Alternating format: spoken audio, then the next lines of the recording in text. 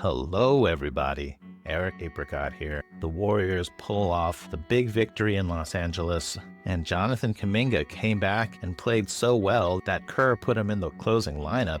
Late in the game, the Lakers started running this play. Whoever Steph is guarding sets this pin down screen, and Doncic curls around it. They're hoping to nail Jimmy Butler and force Steph to switch to Doncic, but Draymond and Jimmy aren't having that.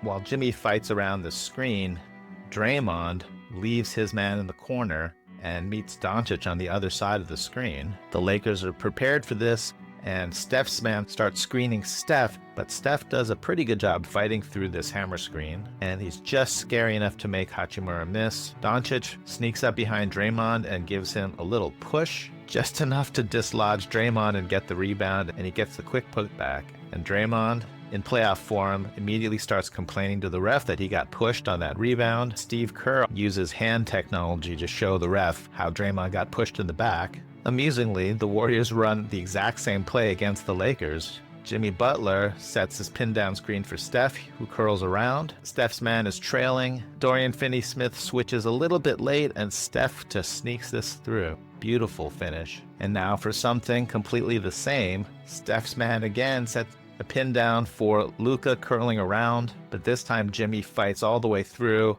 and it's farther away from the basket, so no one has to switch. Luka showing a little impatience here. He could never quite punish the Warriors' goalie defense against him. He just hoists this and hopes the Luka magic will rub off on it. Draymond with an excellent rebound. Here begins a duel of cross-matching.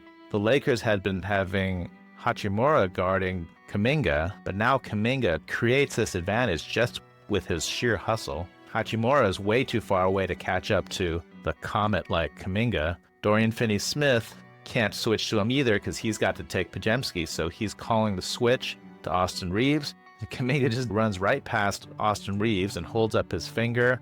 Make my alley-oop dreams come true. Podge tries. JK does a good job just coming down with the pass, and he is too strong for Reaves. Speaking of cross matches, Hachimura ended up picking up Steph, so if the Lakers attack fast and stay spaced, then Steph has to guard Hachimura, and that's what happens. Hachimura does something very smart, and he just posts up Steph. Good find by Reaves, and there's no way Steph can stop this. Warriors sideline out of bounds play. Podziemski inbounds to Steph, gets the ball right back. JK sets the screen. Reaves top lock. Luka ready to jump out in case Steph does take the screen. Well, they've done it. They finally broken Steph. Look at this body language.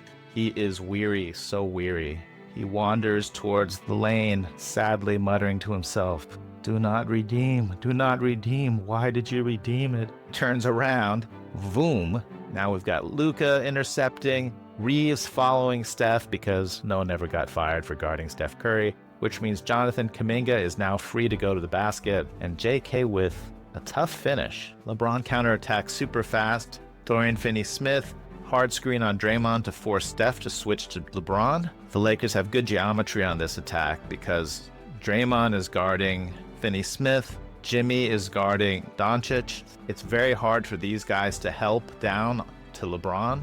They can either leave Steph on an island and let LeBron go to work on him, which honestly isn't that bad an option. They're up 9 with 3 minutes to go. The only thing that can really hurt you is threes. But the coaches must be yelling at JK to double team. Finally, Kuminga does come to double team LeBron and leaves Hachimura open in the weak corner. If he stayed there, then Podziemski would be able to zone up these two men on the backside. But Hachimura makes a really nice baseline cut, and LeBron, basketball super genius, sees this all the way. JK screens. That's to get Luka to switch to Steph. But the Lakers spring a surprise trap on Steph. With the power of the Shining Twins, we will guard you forever and ever. And the haunting works. Pocket pass to JK, but Luka deflects it. Look at this hustle from Kuminga to save the turnover. Big recovery. The Lakers set up LeBron to attack. Draymond's taking LeBron's bump, and Draymond has totally swallowed up LeBron on this drive. Dorian Finney-Smith almost does something brilliant. He almost backdoor cuts Steph, and LeBron whips this nice pass to the backdoor cut. But unfortunately, Finney-Smith was not backdoor cutting. He was getting in position to box out Steph, and LeBron's pass sails into the wilderness. This is a good old ambush pick and roll. The Warriors call it dive roll. Jimmy Butler with the first pick, and then he'll roll out. But then Jonathan Kuminga sneaks behind for the ambush pick. You can almost hear the shark music. Kuminga sets the second screen and forces Luka to switch to Steph. In the background, something beautiful and subtle happens. LeBron is guarding Draymond so that LeBron can freelance all over the place. Draymond realizes that LeBron's really far off of him, and he's going to run up and do a quick give and go action to Steph and set a screen on Doncic. And beautifully, Jimmy Butler reads this play unfolding as well, and he's going to come and set a screen on LeBron to prevent him from recovering to Draymond. Beautiful stuff. Luka has no chance on this screen. Steph dribbles into open space. And then 2 or 3 dribbles in, stayed with him. That's the first Laker turnover this fourth quarter. Approaching 2 to go. Warriors by 7. Green sets a screen. Curry 3. Why not? Come on. Big hit. 10-point Golden State. Another pick and roll for Steph to force Luka to switch to Steph. Finney-Smith says, "You get 2 for the price of 1, Steph. Play with us forever and ever." Steph with one of his terrifying hook passes to the wing, and now he's going to relocate to the corner and get this pin and screen from Butler. But along the way, so Podziemski says, "I deserve a heat check," and heat confirmed. And to be honest, that was the game. I know it got a little woolly, but the Lakers never got closer than 5. So we're going to wrap up with a quick celebration audit. Okay, Podge winding up.